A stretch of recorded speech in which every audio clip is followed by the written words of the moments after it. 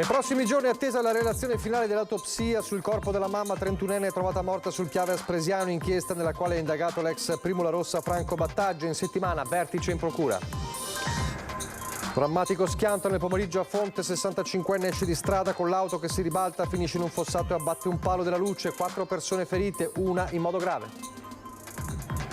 Valore sul Grappa, la tradizionale cerimonia al Sacrario in onore ai caduti. Un 72enne si sente male, ma la piazzola del rifugio era occupata dalle auto. Il soccorso costretto a atterrare in strada.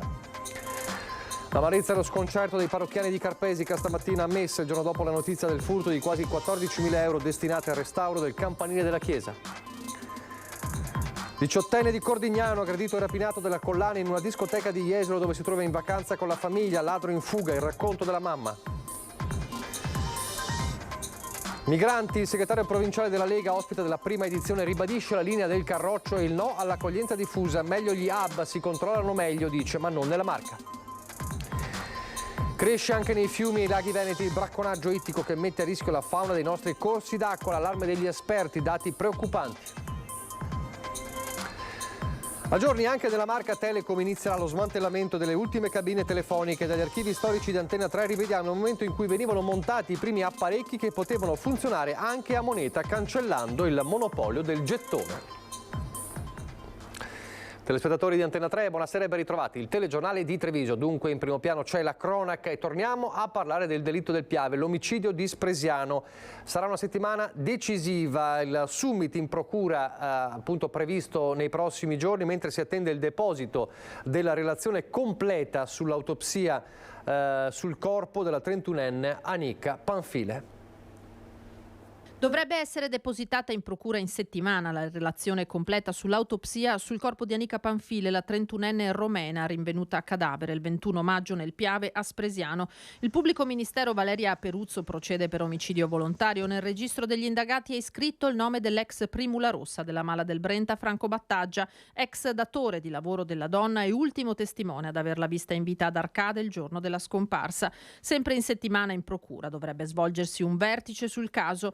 Battaglia, tuttora a piede libero, nega ogni addebito, ma cosa abbiano in mano gli inquirenti a suo carico lo stabiliranno gli esiti degli accertamenti del nucleo investigativo dei carabinieri e degli specialisti del RIS di Parma, che hanno passato al setaccio la pescheria dell'indagato lungo la Pontebana a Spresiano, la sua abitazione di Arcade e le sue auto. È pure vero che dalla relazione dell'anatomopatologo Antonello Cirnelli ci si attende ulteriori tasselli. Mancano a oggi i risultati degli esami tossicologici per comprendere se la giovane mamma di 4 bambini avesse assunto delle sostanze che possano far pensare alla volontà di farsi del male.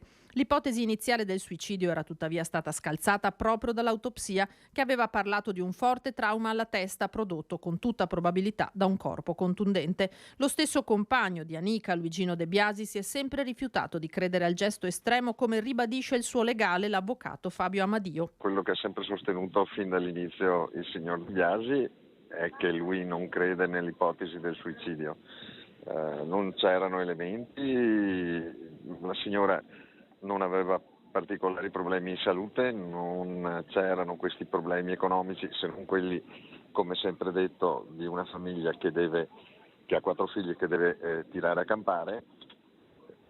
Di conseguenza lui ha sempre ritenuto l'ipotesi del suicidio come un'ipotesi, a suo modo di vedere, non percorribile. A maggior ragione acquisisce sempre più importanza il completamento della relazione sull'autopsia. Il compagno della vittima, aggiunge il suo avvocato, vuole arrivare alla verità. E lui sta attendendo, come sempre, di avere qualche notizia.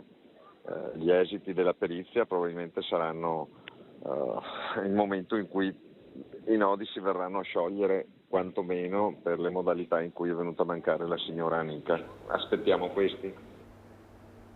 Ancora la cronaca, un drammatico schianto nel pomeriggio a Unei di Fonte in via Castellana alle 15. Una Toyota condotta da un 65enne di Castello di Godego è uscita di strada per cause in fase di accertamento e si è ribaltata finendo in un fossato e abbattendo, come vedete, un palo della luce. 4 le persone ferite, oltre al conducente 65enne di Castello di Godego, anche la moglie 62enne, la figlia 32enne e un conoscente 82enne. È la figlia la persona ricoverata in gravi condizioni.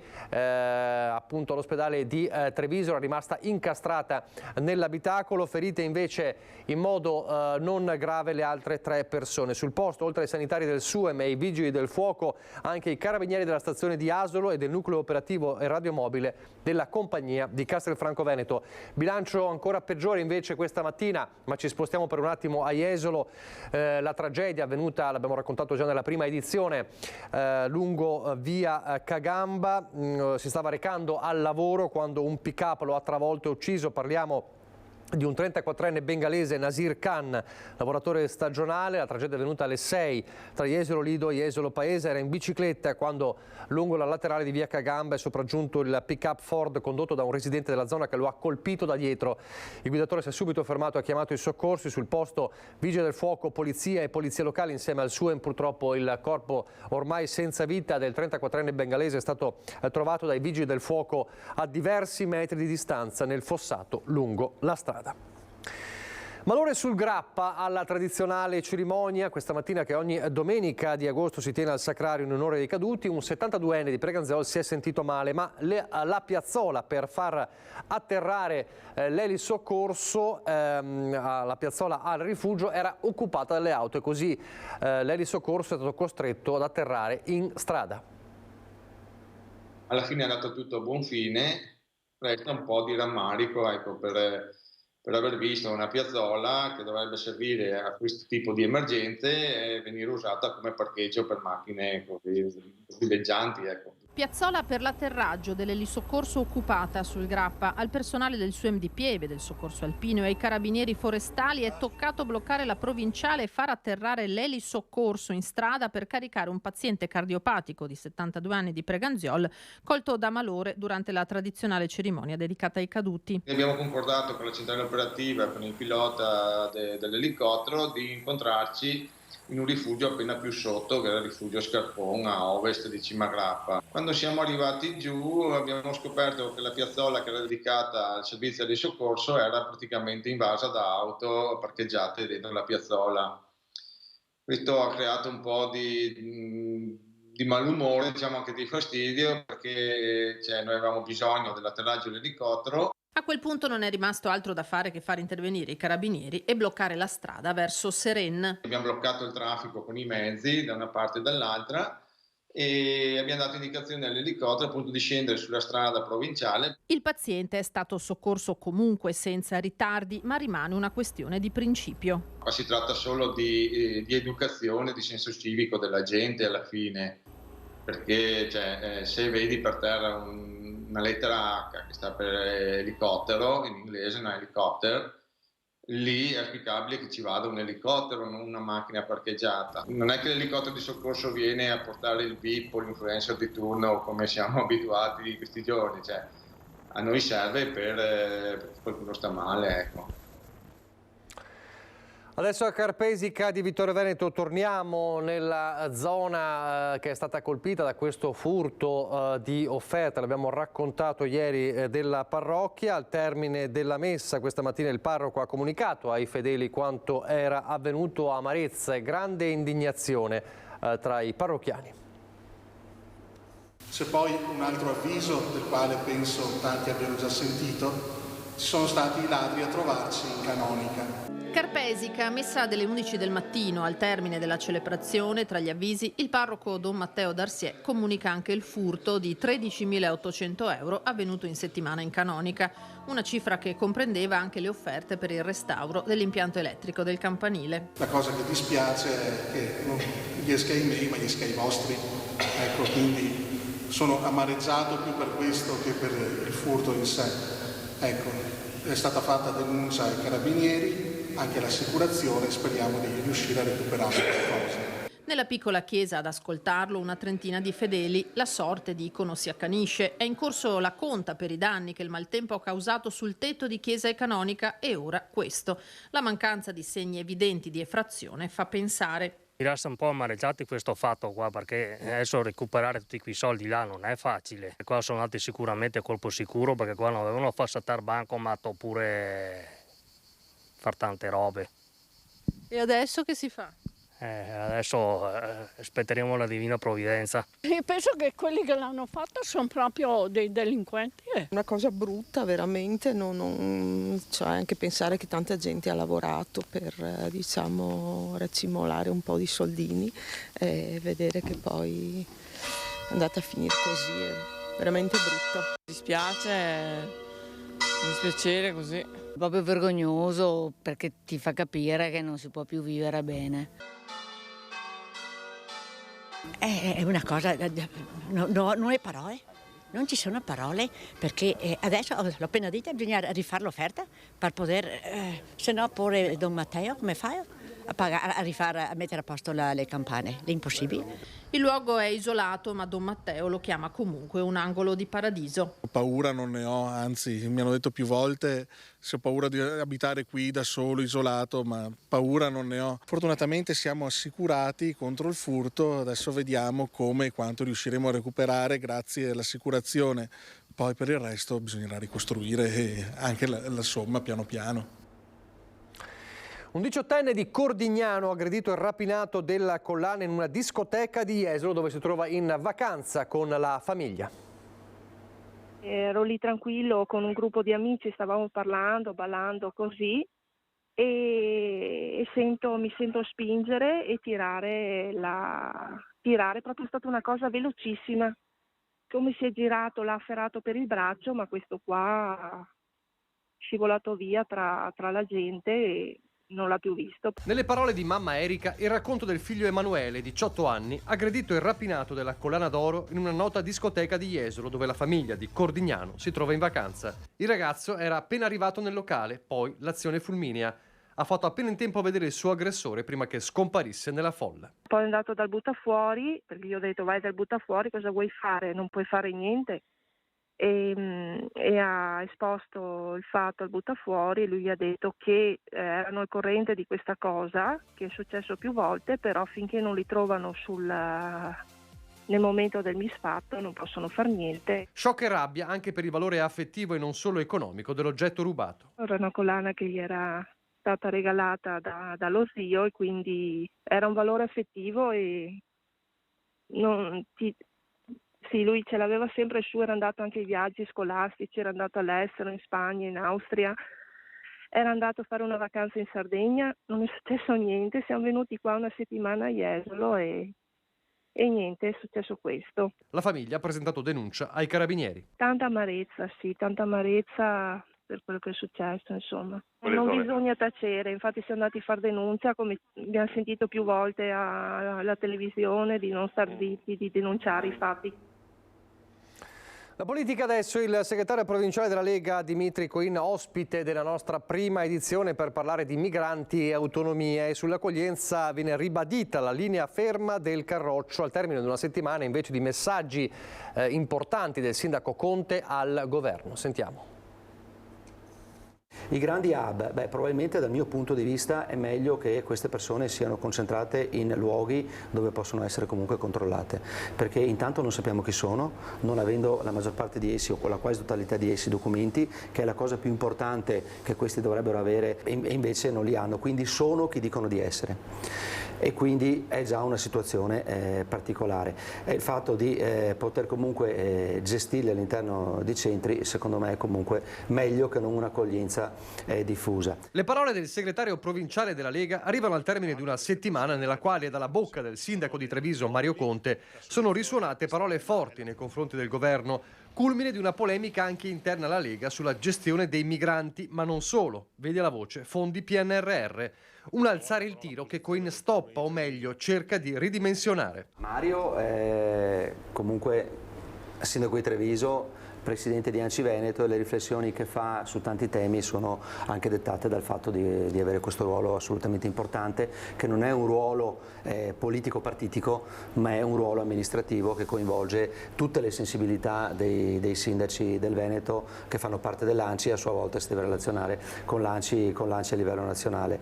Quindi il protocollo ANCI, che si citava prima, è un protocollo amministrativo, mentre la posizione della Lega è una posizione politica.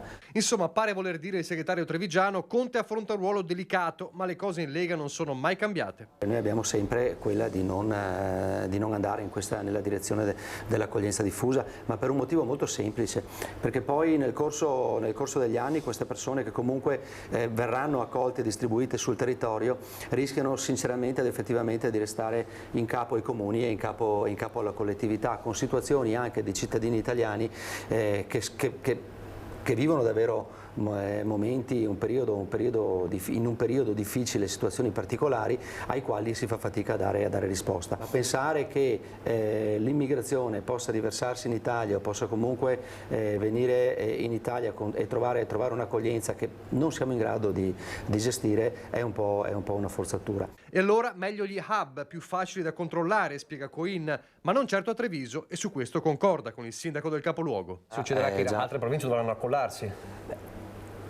Per forza, perché piuttosto che l'accoglienza diffusa è meglio i centri, meglio ancora è controllare le partenze, perché questo messaggio che si può arrivare, si può comunque accogliere in qualche modo, che poi per noi diventa la scelta tra accoglienza diffusa o grandi hub, dà il messaggio che si può partire.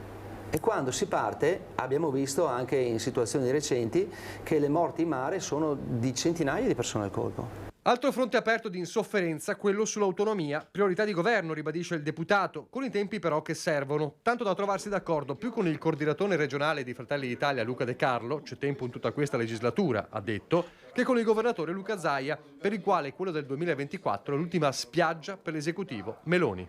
La legislatura dura 5 anni, il governo fallisce nel momento in cui in questa legislatura non riesce a portarlo a casa, perché se dovessimo portarlo a casa nel 2025 piuttosto che nel 2026 avremo 20 supplementari, l'obiettivo sarebbe comunque raggiunto. Quindi in questa fase io mi sento davvero di dire che mettere limiti temporali sia un qualcosa che non dico ci mette pressione, ma che rischia di alzare l'asticella oltre misura e magari di andare a sbatterci il naso. Pochi istanti di pubblicità, poi di nuovo in diretta.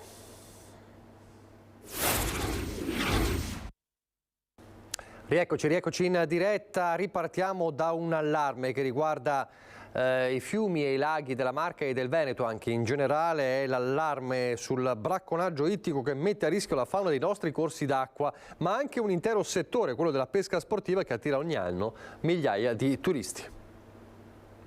Bande organizzate provenienti dall'est Europa che dopo il divieto di pesca lungo il delta del Danubio si sono spostate in Italia. Qui da anni stanno dando vita al bracconaggio ittico, fenomeno sempre più in aumento anche nei laghi e fiumi veneti. Questa gente si è spostata e ha trovato terreno fertile in Italia, nel delta del Po soprattutto. Difatti noi abbiamo localizzati questi gruppi tra il veneziano e il rodigino. Ma questo non vuol dire che operano solo in quel territorio. 200 quintali di pesce a settimana pescati illegalmente con una perdita economica per il settore della pesca sportiva e dell'indotto stimata in 3 miliardi di euro all'anno. Le bande agiscono attraverso l'elettropesca, utilizzando cioè corrente elettrica. E non con degli strumenti tarati come quelli che vengono utilizzati quando noi facciamo recuperi di fauna in difficoltà.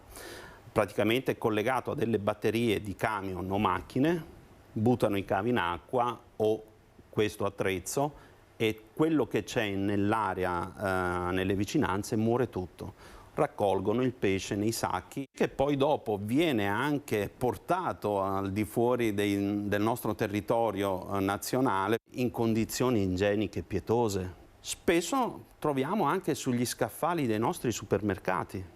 È un pesce non pregiato. Una modalità d'azione che mette in pericolo la fauna dei nostri laghi e fiumi con la morte della popolazione ittica colpita dalle scariche, ma anche con un inquinamento delle acque, dove spesso i bracconieri abbandonano le batterie utilizzate. Ma a rischio è anche il turismo legato alla pesca sportiva che muove un importante flusso di persone. In Italia si muovono 2 milioni di persone con questa passione. Il problema è che molti pescatori evitano in questo momento di venire per la preoccupazione che c'è o del malessere o della paura di poter incontrare queste persone.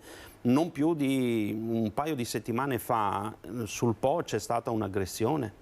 FIPSAS in questi anni, attraverso le sue guardie volontarie, ha avviato una collaborazione con i carabinieri forestali, fornendo informazioni utili a catturare le bande. Un'azione, quella dei pescatori, che porta con sé però pesanti rischi. Gli stessi bracconieri che sono stati fermati dai carabinieri, sanzionati, gli hanno sequestrato di tutto, si sono presentati davanti casa di uno dei nostri ragazzi. Il pesce pescato illegalmente attraverso i confini italiani grazie a false licenze di pesca professionale in mano ai bracconieri. Ed è qui che intende intervenire la proposta di legge presentata nella precedente legislatura dal leghista Simone Bossi, che il prossimo 6 settembre sarà discussa in commissione per poi passare alla Camera. Va a vietare la pesca professionale in quelle aree ancora d'Italia dove è consentita. Le abbiamo portate da 1.000 a 6.000 e da 2 a 12.000 euro di sanzione. C'è l'arresto immediato, c'è il sequestro dei mezzi e dei natanti. Noi abbiamo colpito i pescatori di professione che non rispettano le regole e abbiamo cercato di salvaguardare tutti gli altri. La sanità adesso, in arrivo allo IOV di Padova e Castelfranco, un apparecchio per migliorare la prevenzione del tumore alla vescica. Un'attrezzatura all'avanguardia è stata donata allo IOV di Padova e Castelfranco dalla Fondazione Castorina Ceolin del valore di oltre 55.000 euro. Servirà a migliorare del 40% il rilevamento di lesioni tumorali alla vescica grazie ad un sistema di filtri colorati che migliorano di molto la prevenzione rispetto alla tradizionale luce bianca. È un investimento per diagnosticare più precocemente neoplasie ad alto rischio, in modo che trattate più precocemente si possa evitare di andare all'intervento che è quello più demolitivo, la cisterectomia radicale. L'identificazione del tumore si basa su un cambiamento dell'attività cellulare che, grazie a una particolare tecnologia basata sulla luce blu, può essere riconosciuta perché le cellule maligne emettono una fluorescenza di colore rosso. Se io diagnostico più precocemente queste neoplasie, le tratto e da noi presso gli IOV sono aperti anche numerosi protocolli di studio a riguardo, proprio per cercare di trattare le neoplasie ad alto rischio prima che diventino infiltranti, e le tratto più precocemente e successivamente eviterò la demolizione dell'organo, che è una cosa che i pazienti ovviamente non vogliono, cioè togliere la vescica.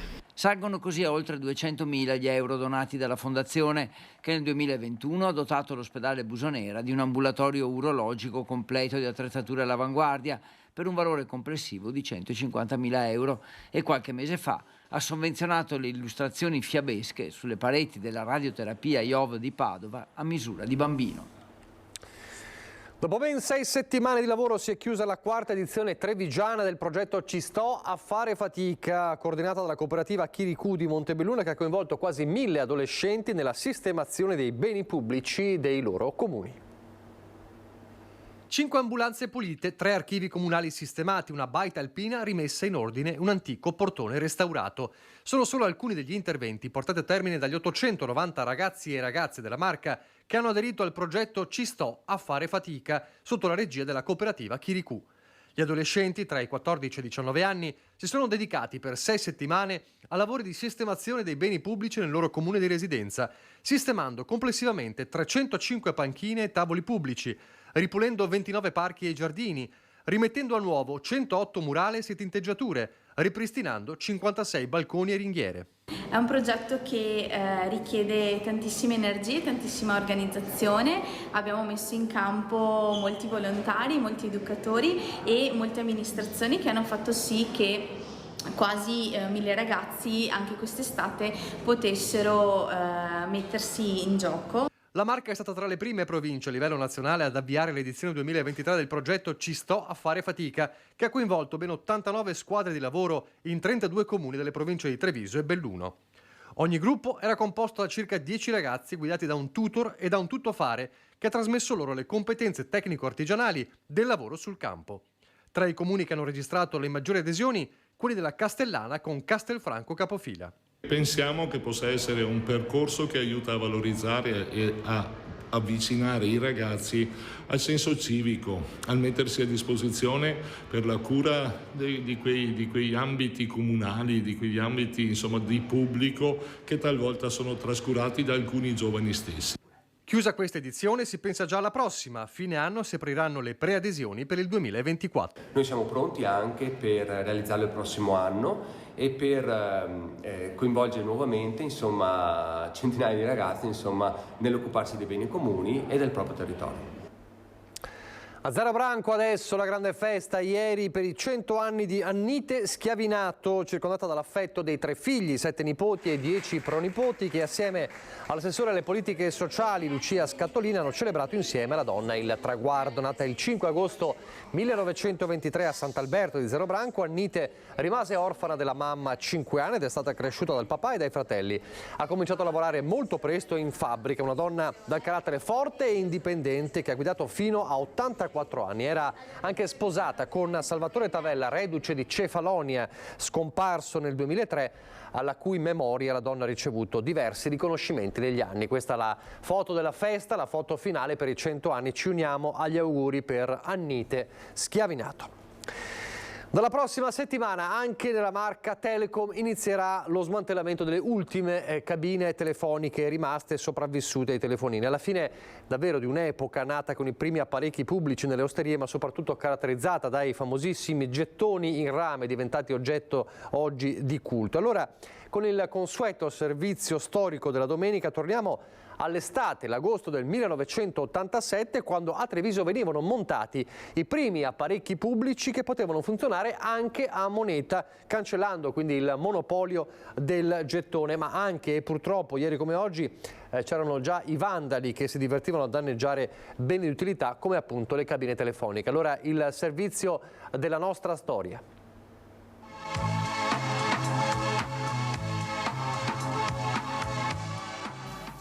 Capita alle volte di dover fare una telefonata urgente e di non avere un apparecchio pubblico a disposizione. Spesso sono i soliti vandali a distruggere l'unico telefono che si trova nell'arco di 1 chilometro. La SIP ha annunciato l'intensificazione della presenza delle cabine e la sostituzione dei vecchi apparecchi soltanto a gettone con apparecchi nuovi. I telefoni a gettone moneta, già sistemati in zone strategiche di Treviso, come la stazione ferroviaria, dove un gruppo di cabine è stato installato nel solo atrio, poi numerose cupole sulle pensiline lungo il sottopassaggio. Vi è inoltre un nuovo apparecchio, il Rotor, la cui installazione è iniziata sperimentalmente in questi giorni. Si tratta di un telefono in grado di accettare, oltre al gettone in una fessura unica, 5 monete di diverso taglio. Per ora accoglierà le 100, le 200 e le 500 lire. La novità importante è però quella delle chiamate d'emergenza. Da questo apparecchio si potrà infatti telefonare gratuitamente a tutti i numeri di pronto intervento, come il 113. Questo anche se per guasti fosse fuori servizio per le chiamate normali. Entro la fine dell'anno in tutta la provincia, ci ha detto il direttore dell'agenzia SIP di Treviso, Marino Tagliapietra, dovrebbero essere installati 270 Rotor.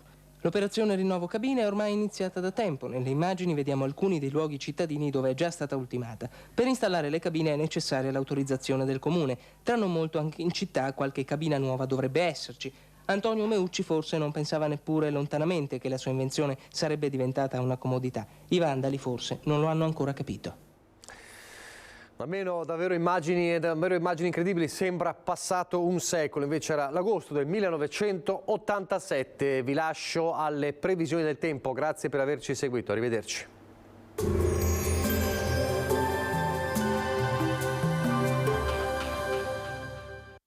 Portaci gli oggetti, i mobili, i vestiti che non usi più. Da noi, guadagni. Ex Novo Mercatino dell'Usato, aperto 7 giorni su 7, via Vicenza 23, Vede Lago.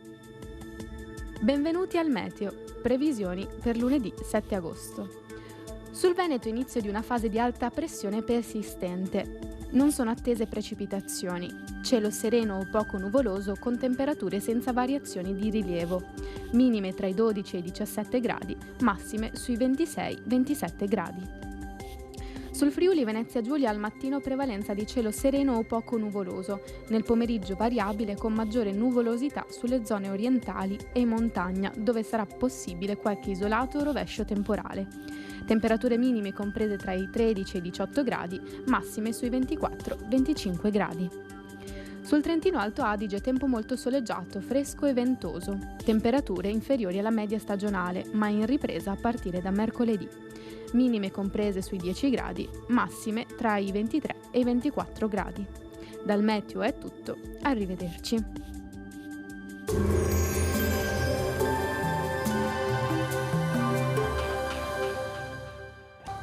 Portaci gli oggetti, i mobili, i vestiti che non usi più. Da noi, guadagni. Ex novo mercatino dell'usato. Aperto 7 giorni su 7, via Vicenza 23, Vede Lago.